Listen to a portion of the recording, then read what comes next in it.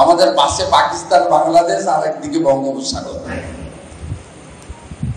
আমাদের নয় ধর্ম পরিবর্তন করতে হবে, নয় সাগরে ঝাঁপ দিতে হবে, এর বাইরে কোনো জায়গা নেই আমাদের। তাই আমরা সকলে যাতে দেশ হিতে হিন্দুস্তানকে মজবুত করতে পারি, এই লক্ষ্যে আপনাদের সকলের আশীর্বাদ দরকার।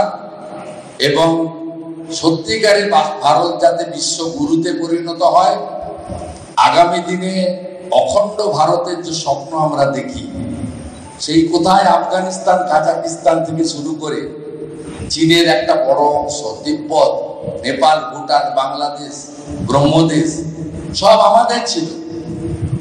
অখণ্ড ভারত আমরা যাতে ধীরে ধীরে ধীরে ধীরে সেই লক্ষ্যে পূর্ণাঙ্গ ভারত, অখণ্ড ভারতের যে বৈভব, সেই বৈভব ফিরিয়ে আনতে পারি, তার জন্য আপনারা আমাদেরকে আশীর্বাদ করুন।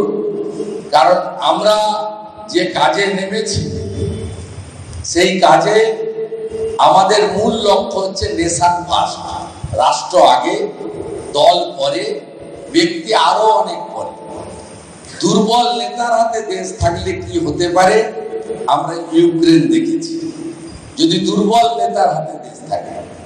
আমরা দেখেছি আফগানিস্তান, তালিবান আসার পরে নয় ধর্ম ছাড়ো, নয় দেশ ছাড়ো, সেটাও আমরা দেখেছি।